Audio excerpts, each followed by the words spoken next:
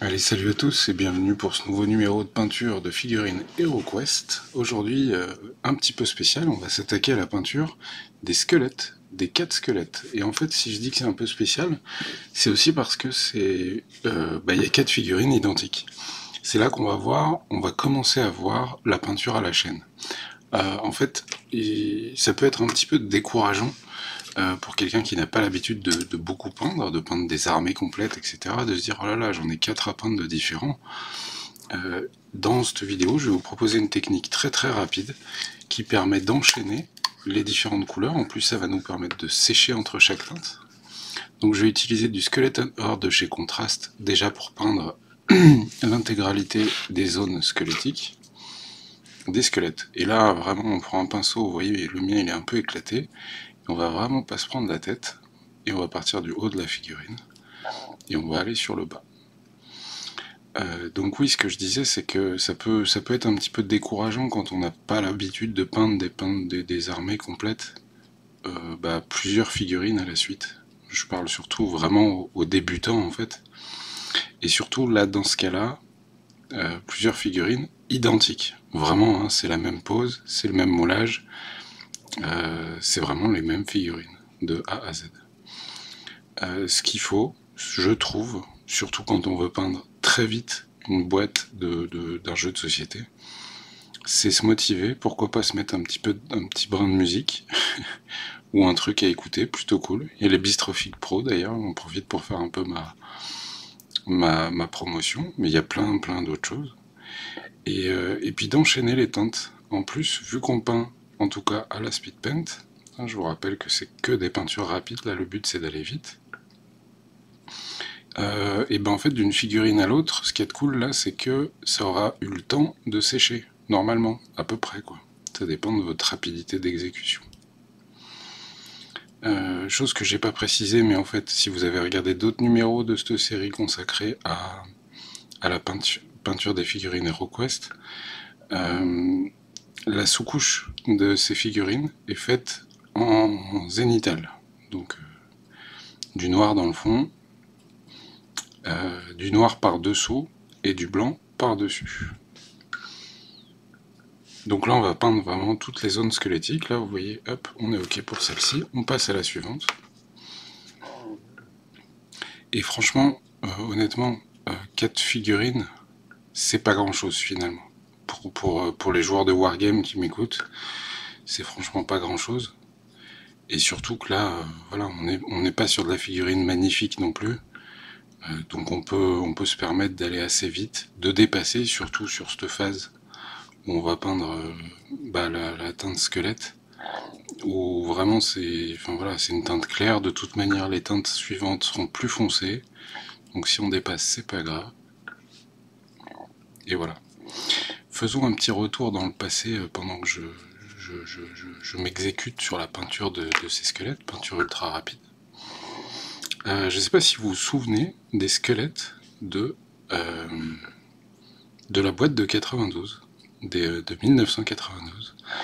Elles étaient vraiment proches de celle-ci en fait en termes de pose. On est vraiment sur le même genre de pose. Autant ils ont changé la pose de certaines autres créatures. Là on est vraiment à l'identique. On a les bras, enfin ils étaient plus de face. Là ils sont un petit peu plus tordus. On a vraiment les bras qui tiennent cet énorme faux. Et la faux est démesurément énorme. Vous voyez la lame, elle est vraiment très grosse. C'est pas évidemment pas réaliste pour un sou, mais bon, c'est de la figurine type un peu BD quoi. Donc on a une pose qui est quand même vraiment très très proche de la pose originale des figurines. Concernant la sculpture, je trouve que c'est un peu mieux que le barbare. Je vous avais montré le barbare qui était franchement pas ouf si vous avez regardé les autres numéros. C'est un peu mieux, mais on n'est encore pas, on n'est encore pas au niveau de certaines productions de figurines d'autres jeux de société avec figurines. Je pense par exemple au très très connu Zombicide, qui existe en plein de versions différentes, où on a une sculpture qui est quand même plutôt propre. Alors il y a parfois quelques défauts de moulage, mais franchement pour de la grosse série plastique, c'est quand même vraiment très très cool. J'ai eu l'occasion de les peindre à de très nombreuses reprises, à l'époque où je proposais mes services de peinture. Donc voilà, puis là je parle que de celui-là, mais il y en a plein d'autres. Hein. Il y a eu Mythic Battle Panthéon, il y a eu l'époque Joan of Arc aussi. Je sais pas si vous avez connu ce jeu. Alors j'ai l'impression il a cartonné au moment du Kickstarter, parce qu'il y avait une espèce de hype générale qui s'emballait autour de Joan of Arc, parce que 15 mm, parce que voilà, période, période médiévale, mais ils ajoutaient du fantastique, voilà, puis c'était cool, puis le projet était bien vendu, mais j'en entends plus parler du tout. Alors est-ce que c'est parce que je regarde pas les bonnes choses, mais j'ai l'impression quand même que le jeu a été assez vite oublié. Disons que je vois pas trop de parties partagées sur le net, ce genre de choses. Alors après, je cherche peut-être mal, hein, je dis ça rapidement. Moi, j'avais testé brièvement Joan of Arc. J'avais pas spécialement accroché sur le système. Les figurines étaient jolies, mais c'était pas non plus le jeu du siècle. Après, le contenu était complètement... le contenu matériel du jeu était complètement dingue. Il y avait des décors en plastique, il y avait une quantité de figurines gastronomiques. Enfin bref, il y avait quand même vraiment beaucoup de choses. Et du coup, je peux comprendre que les passionnés collectionneurs aient eu envie de craquer pour ce jeu. Là, ce qui est cool avec, je trouve avec HeroQuest, c'est le cas aussi un peu de Zombicide, hein, par exemple. Ce qui est cool avec HeroQuest, c'est qu'on est à échelle faisable en termes de peinture, et on peut déjà commencer à jouer avec finalement très peu de figurines. Si vous regardez les premiers scénarios du jeu de base, c'est quand même très très simple, quoi. Il n'y a pas besoin de toutes les figurines que je suis en train de peindre. Ensuite, ce qu'on va faire, on va passer du noir à... Non, d'abord je vais passer quand même un coup de couleur bois. Donc on va partir sur l'éternel Wildwood, si j'arrive à le retrouver.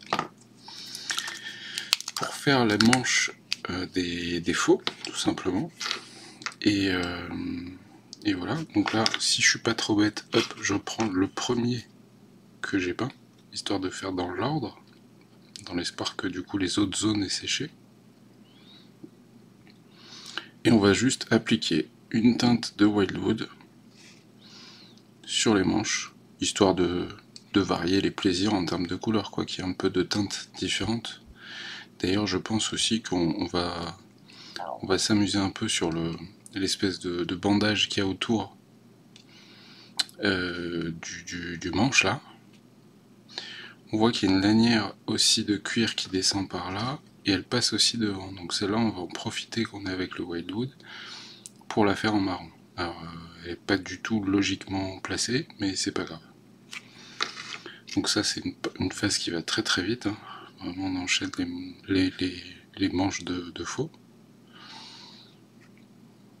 On pense bien à faire l'intérieur tant qu'à faire, même si on a fait une sous-couche zénitale qui doit du coup être très sombre. D'ailleurs, je vous montrerai sur la dernière figurine, ça se voit vachement mieux que j'ai fait du zénital. On essaye de pas oublier des morceaux. Ah ouais, en fait, la lanière de cuir, elle passe, en fait, finalement, assez logiquement. Elle passe sous sa cage thoracique. Ouais, elle descend sous ses côtes, en fait. Donc si, en fait, ça va, c'est plutôt logique. Vous voyez, je fais cette lanière. Le truc que j'ai oublié, c'est qu'il a une ceinture, donc on va tout de suite la faire aussi, la ceinture. On va dire qu'elle doit repasser aussi devant, et qu'il y a quand même pas mal de parties métalliques ensuite.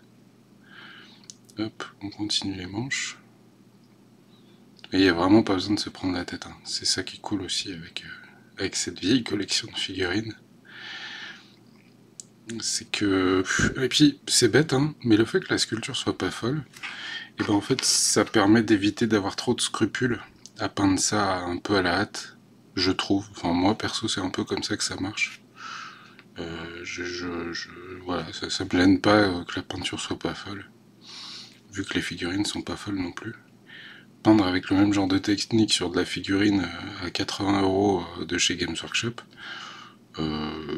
après, libre à vous. Si votre but c'est de jouer, foncez. Hein. Juste jouer et que vous aimez pas trop la peinture, carrément. Mais mais certains pourraient avoir un petit peu plus de scrupules à faire ça. Donc là je disais, on voit plus le fait que j'ai fait du zénithal, vous voyez c'est très blanc sur le dessus. Par contre dès qu'on retourne la figurine, la sous-couche, on voit très clairement qu'il y avait du noir dessous, de partout, c'est très sombre. Donc voilà, je vérifie parce que du coup les deux premiers je crois que j'ai pas fait leur ceinture. Donc on va passer très brièvement sur le contour de la taille qui est censé accueillir la ceinture. Pareil, on revient sur le premier. Hop. Et du coup sur l'arrière. Sur son bassin, ça passe un petit peu. Et voilà. Donc on a fait la partie métallique. Et ce qu'on va faire maintenant, c'est qu'on va passer... Vous allez voir, on va redonner de la couleur à la fin à la figurine. On va passer sur du rouge assez sombre pour faire le contour, donc comme je l'ai dit, des faux, l'espèce de bande. Je vais partir sur du Flesh Tearers Red, donc c'est un rouge de chez Contrast qui est assez sombre. Histoire de... c'est des squelettes en fait, j'ai pas envie de mettre un rouge ultra pétant. Vous voyez, mais au moins ça rajoute une petite teinte de couleur. J'aurais pu le faire en un autre marron, mais finalement la figurine serait quand même très très marron. Avec le squelette, plus le wildwood, etc. Donc le but c'est juste là de varier les plaisirs. Hop, on va faire les deux petites bandes qui sont en bas. On fait bien tout le tour. Là, petit moment chiant parce qu'on passe derrière la main. Sur le dessous c'est bon. Et ici on est bon aussi. Et du coup on enchaîne les bandes qu'il y a sur la faux. Alors les squelettes, créatures emblématiques de HeroQuest. Bon, pas que de HeroQuest. Je connais pas beaucoup de jeux de rôle médiévaux fantastiques ou d'univers Medfan où il n'y a pas de mort-vivant. Ouais, dans l'ensemble, tous.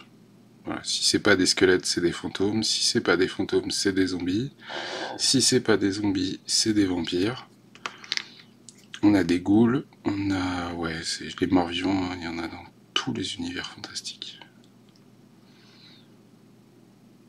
J'ai vu un truc passer aussi récemment, c'est quelqu'un qui a utilisé plusieurs boîtes de HeroQuest pour se faire des armées quasi Warhammer avec du coup que des figurines HeroQuest.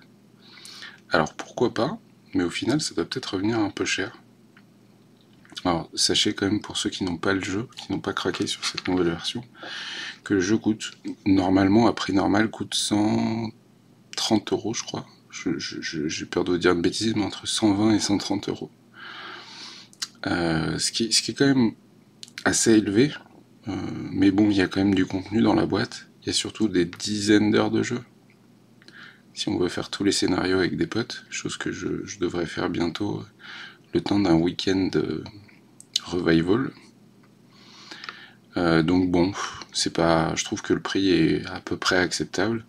Bien que, moi, il y a un jeu de société qui dépasse les 100 €, j'ai tendance à avoir un blocage psychologique. Et du coup, j'ai attendu une promo, en fait. Et du coup, je l'ai eu en promo à 70 balles, je crois, quelque chose comme ça. Ensuite, on va passer, du coup, sur le noir. Parce que c'est des zombies. C'est des squelettes. Du coup, c'est des méchants. Du coup, on va mettre du noir. Donc, comme d'hab, Deep Black Deep, qui est 2 fois profond, de chez Green Stuff World, un noir que j'adore vraiment traiter. Je l'ai utilisé énormément par exemple sur des Space Marine du chaos. Donc là par exemple toute l'armure elle a été faite avec ce noir. Et du coup je le trouve juste mortel en fait. Et là c'est un seul passage, hein. Il n'y a pas de brossage, il n'y a rien du tout. Un passage, merci, bonsoir. Bref, là c'est pas le sujet. Oh, j'ai fait voler un squelette.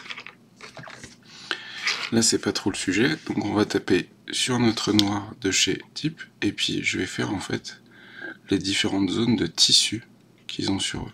Donc là j'ai trop chargé mon pinceau, des choses qui peuvent se produire parfois, surtout que mon pinceau, celui que j'utilise là, il est vraiment déglingos. Du coup je vais pas en remettre sur le pinceau, et en fait je vais me servir là où j'en ai laissé. Donc vous voyez, plutôt que de recharger mon pinceau dans la palette, bah, je me sers quasiment de la figurine comme d'une palette temporaire parce que j'en ai mis trop. Donc je vais aller chercher devant, là où j'en ai trop, et je vais les tirer sur les zones arrière. On a un petit peu de tissu ici, une espèce de jupette pour cacher, cacher l'absence anatomique. Hein, c'est ça un squelette. Et je vous rappelle à tous qu'il n'y a pas d'os là-dedans. Donc voilà, donc il y a une jupette pour cacher le bordel. Là, on peut imaginer qu'il y a un petit bout de tissu, le reste, on va faire ça en métal.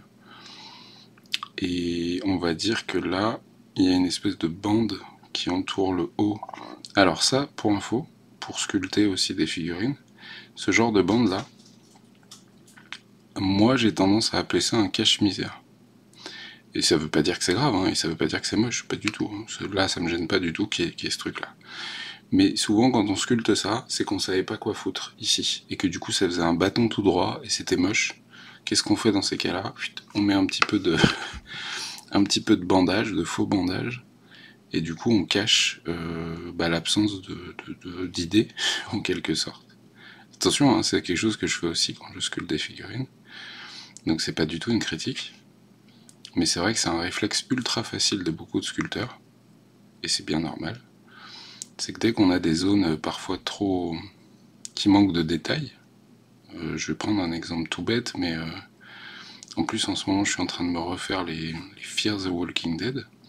Il y a un personnage qui s'appelle Morgan, qui est un vieux black plutôt balèze, qui se bat avec un bâton. Son bâton c'est vraiment juste un simple bâton, ça ressemble presque à un bâton de marche. C'est un bâton qui fait 1m50 et il marche avec, quoi. Mais c'est vraiment juste un bâton en bois, il n'y a rien dessus. Et du coup ça, quand vous voulez le sculpter, et ben en fait c'est pas beau, enfin c'est pas beau, ça aide pas du tout à la peinture. Quelqu'un qui sait pas très bien peindre va juste peindre ce truc là en marron et il va se dire bon, c'est pas fou quoi. Du coup, on rajoute quelques bandes, exactement comme ça a été fait aussi sur la partie basse de juste là. Et comme ça, on rajoute un peu de détails, un peu de... Même si finalement, on voulait juste faire quelque chose de... Enfin, un objet relativement simple, quoi. Allez, quand on peint en série, il faut garder sa motivation, surtout quand finalement le mouvement est le même, hein, d'une figurine à l'autre. Et au bout d'un moment, on en a marre. Alors là, il y en a que, encore une fois, pour les wargamers, là, il y en a que 4, donc on se détend, c'est pas grand chose. Mais pour quelqu'un qui débute en peinture, c'est un premier exercice de peinture à la chaîne, tout simplement.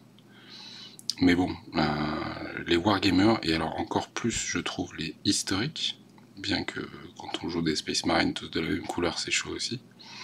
Et pour les joueurs histo, et par exemple les joueurs guerre de sécession, ils savent de quoi je parle quand il s'agit de peindre des centaines de figurines, quasiment de la même manière. Alors des fois on se fait plaisir, on fait un pantalon d'une couleur différente. Mais globalement, c'est du bleu, du gris, du bleu, du marron, du gris. Voilà. Et un peu de chair. Et de métal. Mais et là, voilà, pour la guerre de sécession, il en faut clairement des centaines, très souvent. Et du coup, c'est des moments parfois un peu douloureux quand même. Après, on a quand même une satisfaction de dingue de voir l'effet de masse d'une armée entièrement peinte comme ça. C'est quand même trop cool. Mais au moment de la peinture, c'est quand même parfois un peu douloureux. Après, je sais qu'il y a des gens qui adorent répéter toujours la même chose. Donc, voilà. Pour le coup, ok.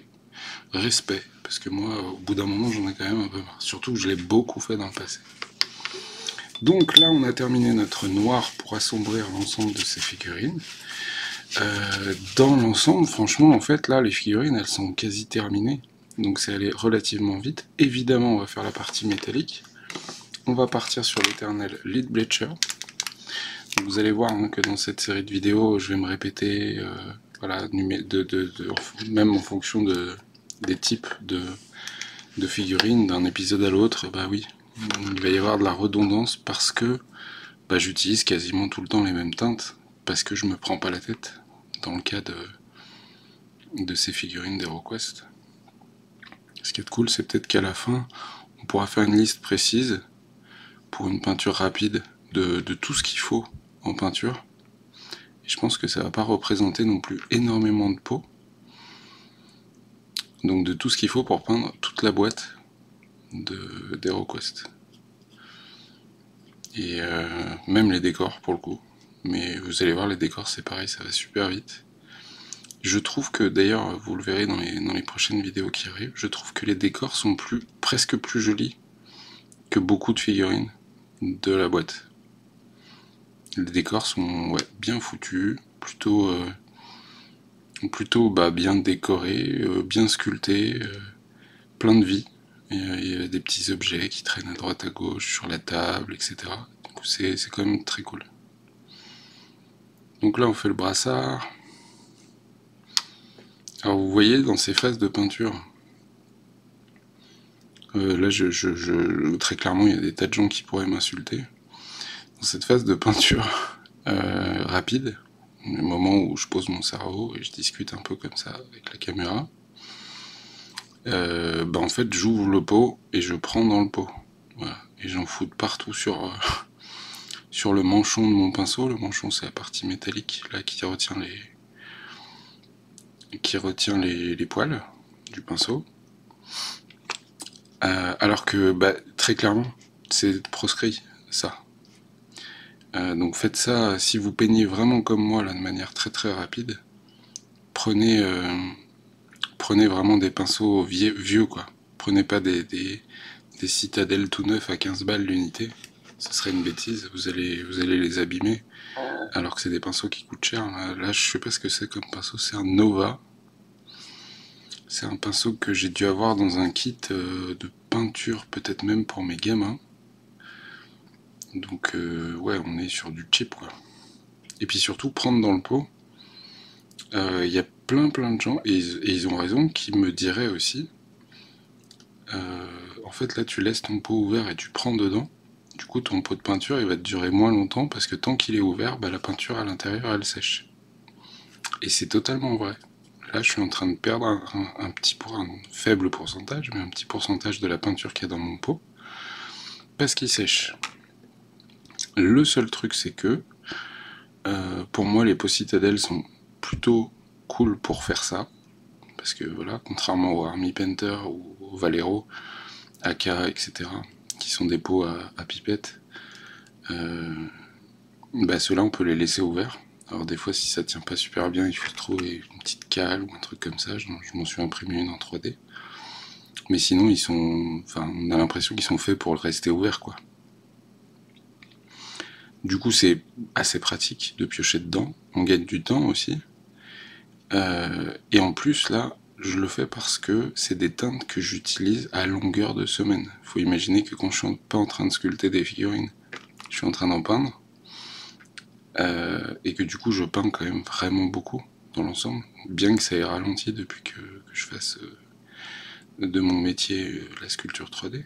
Mais je peins quand même encore, je sais pas, peut-être au moins une centaine de figurines par semaine. Puis aussi parce que c'est un moment que j'aime bien, que j'ai envie de garder en kiff quoi. Donc bref, je peins beaucoup. Et vu que je peins beaucoup, j'ai quand même une consommation de peinture assez élevée. Et du coup, ça n'a pas vraiment le temps de sécher. Enfin, si, mais de toute manière, le pot, je le termine J'exagère, mais il y a des teintes, elles me durent peut-être 1 ou 2 mois, quoi. Pour les teintes les plus courantes, celles vraiment que j'utilise très souvent. Donc typiquement, le Lead Bleacher, je consomme, quoi. Parce que c'est une teinte qui est vraiment parfaite pour faire une base métallique sur énormément de figurines. Là, que ce soit du fantastique, de l'histo, ce que vous voulez, quoi. Donc, bref, si vous voulez économiser un petit peu plus votre peinture, il est vrai qu'il serait plus judicieux de la mettre dans une palette humide, de préférence. Comme ça, si vous faites une pause, vous pouvez même récupérer la peinture ensuite. et vous aurez moins de pertes, tout simplement. Donc là, je me rends compte, en même temps que je peins donc ces parties métalliques, phase un petit peu chiante, qu'il y a une partie là qui ressemble peut-être un peu à de la fourrure ou à je ne sais quoi qui dépasse de sa main. Probablement un cache-misère aussi un peu en sculpture, parce qu'on n'est pas sur de la sculpture haut niveau là du tout non plus. Hein. Et du coup, je vais devoir repasser un coup de noir à certains endroits que j'ai oublié, tout simplement. D'ailleurs, je me rends compte que lui, j'ai oublié de faire sa jupette en noir. Donc il va falloir repasser dessus, mais ça c'est pas très grave.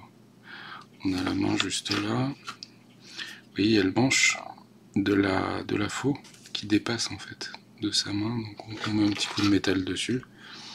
Ça prend 2 secondes et... Allez hop, 4e figurine pour la partie métallique.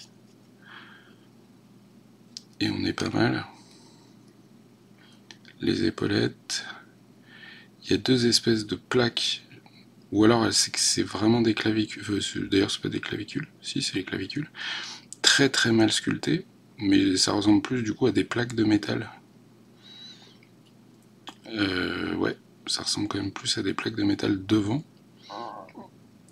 Du coup, bon, si jamais c'est des clavicules, bah, je suis désolé, je les ai pas en métal parce qu'elles sont plates comme des plaques de métal. Donc, on a quasiment terminé les parties métalliques, et ça c'est cool, parce que c'est un peu, je trouve, la phase la plus chiante sur la peinture de ces figurines. Encore une fois, on n'est pas sur une sculpture au top. J'ai oublié l'arrière de la faux.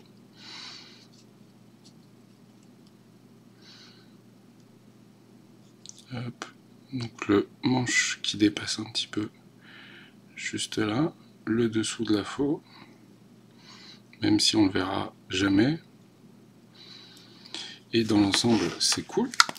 Je vais tout de suite, parce que sinon je vais oublier, et puis surtout, voilà, on est sur une phase peinture rapide, repasser un tout petit peu de noir, j'en mets vraiment une goutte dans ma palette, sur les zones que j'ai oubliées. Donc lui, il y a la partie haute, juste là, qui est pas mal en noir, la fourrure devant, qui dépasse en fait de son brassard, tout simplement. Elle dépasse ici aussi. Donc voilà, lui, du coup, on a juste sa main à faire. Ah, il y a du tissu à l'intérieur. Hop, on passe également un peu de noir là. La bande ici que j'ai oublié également. Et voilà, en fait on revient juste corriger des oublis de la teinte précédente. Ça prend pas bien longtemps. La bande noire ici, on la réinsiste. Un peu de fourrure là, imaginons que ce soit de la fourrure. Et puis on va être pas mal. Et puis on va juste leur donner un petit peu de peps. Hop, là, voilà. Lui, sa jupe, je l'ai carrément pas fait du tout.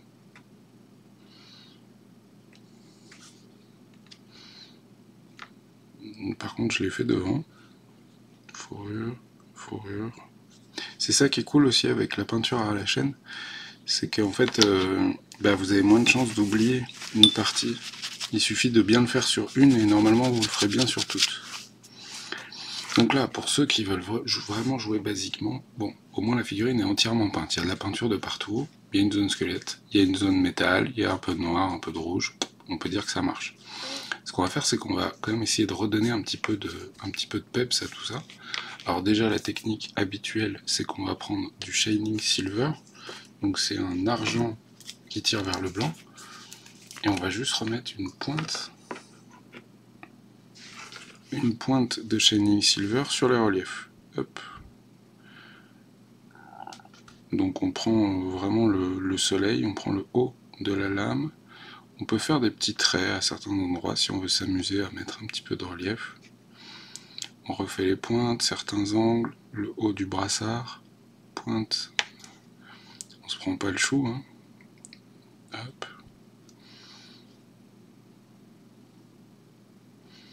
Donc vraiment juste, voilà, juste les zones qui prennent de la lumière.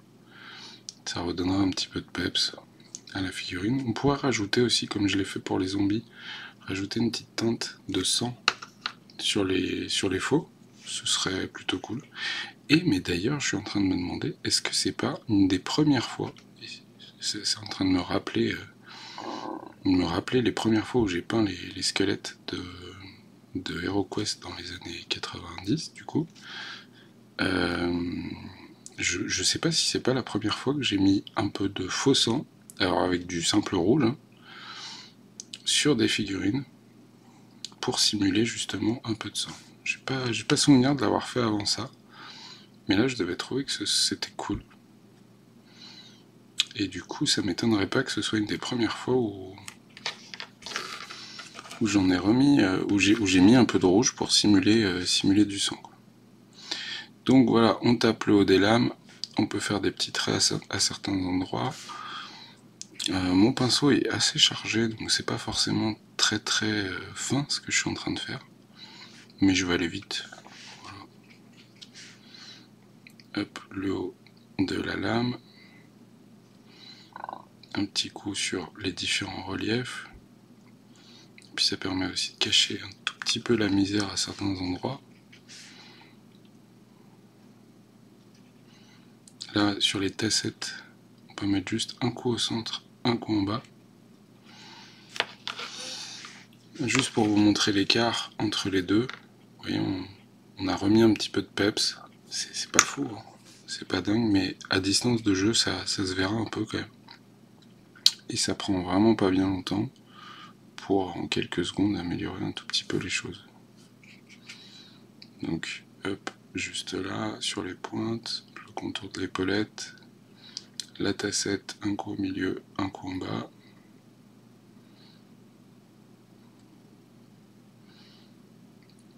Et évidemment l'arrière aussi de la faux, le haut de l'épaulette, tassette également ici, hop, au centre, en bas, sur le devant, même si c'est pas très réaliste.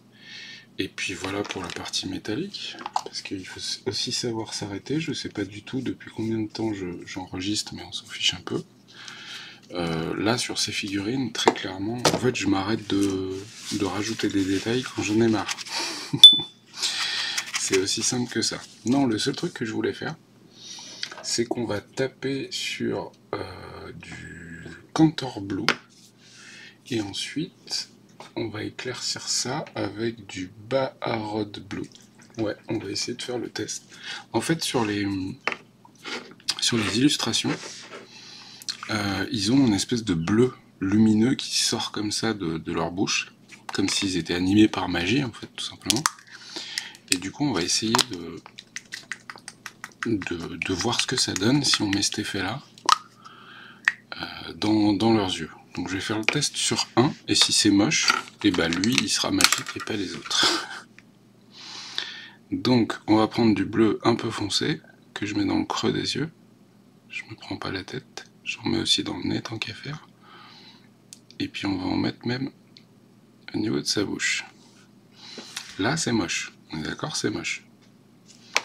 Ensuite, on va prendre un peu de Baharot Blue. C'est un bleu vraiment bleu ciel qui tire un peu quasiment vers le blanc. J'exagère un peu, mais il est vraiment très clair. Et on va essayer de le tirer un peu sur les contours, voir ce que ça donne. Comme s'il y avait cette espèce de lueur. Parce que ça, j'ai pas envie de sortir l'aéro pour des figurines HeroQuest. Donc on a un espèce de bleu foncé dans les creux, bleu clair sur les contours. Je vais exagérer un peu le bleu clair. Et je me rends compte que la teinte, elle est franchement pas cool. Et du coup, on va la tirer carrément sur le blanc. Donc il me faut mon blanc.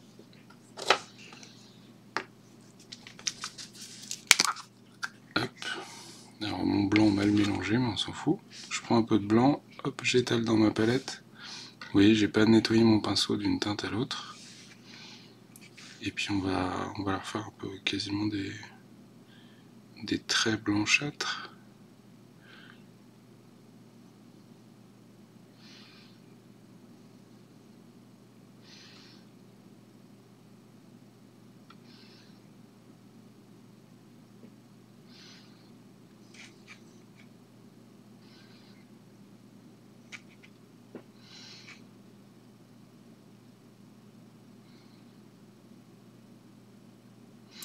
Ouais, et ben c'est franchement dégueu.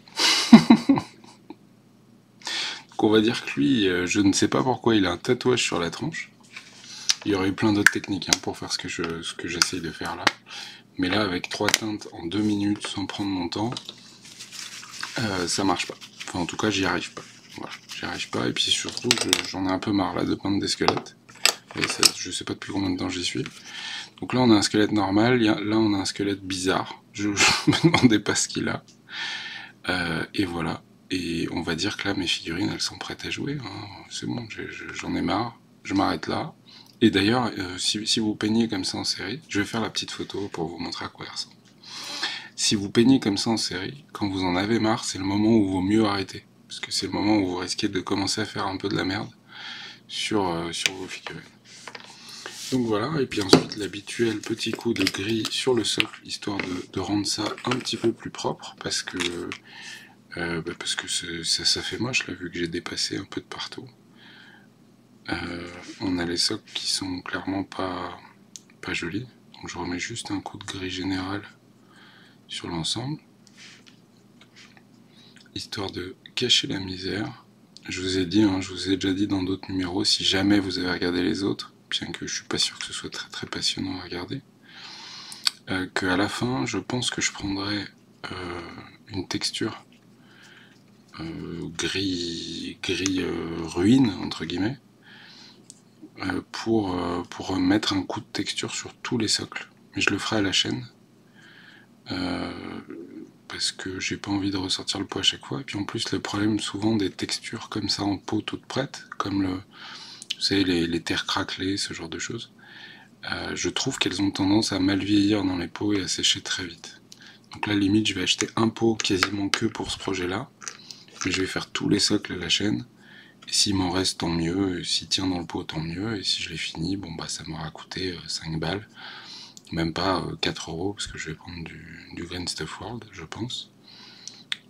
Ça m'aurait coûté 3 ou 4 euros pour rendre mes socles un petit peu plus jolis, quoi. Mais ça, ce sera à la fin. Donc voilà, donc j'ai terminé ces petits squelettes. Ils sont suffisants pour moi pour jouer. Ça va être plutôt cool. Je suis impatient de faire les premières parties. Oui, parce que je suis le genre de mec suffisamment chiant qui dit non, mais moi je joue pas à HeroQuest s'il est pas peint en fait. Donc c'est un peu chiant, parce que du coup ça donne une mission de peinture, mais en même temps j'aime bien ces petites périodes de défi aussi. Et voilà, j'ai mes 4 squelettes, les socles sont ok. Vous avez vu la petite photo. J'espère que vous avez passé un bon moment à regarder de la peinture à l'ancienne et pas très très jolie. Mais voilà, moi ça me suffit largement pour jouer. Et dans les prochaines vidéos, on verra d'autres figurines de la boîte de HeroQuest. Je sais pas encore lesquelles, je vais voir lesquelles. Là il faut que je fasse une session de sous-couche parce que j'en ai plus de sous-couche. Je vous souhaite bonne peinture, bon jeu. Franchement, retournez un petit peu dans l'univers du jeu de rôle médiéval, Heroic Fantasy standard. Ça fait du bien. Et on se retrouve très vite pour des nouvelles vidéos. Ciao ciao.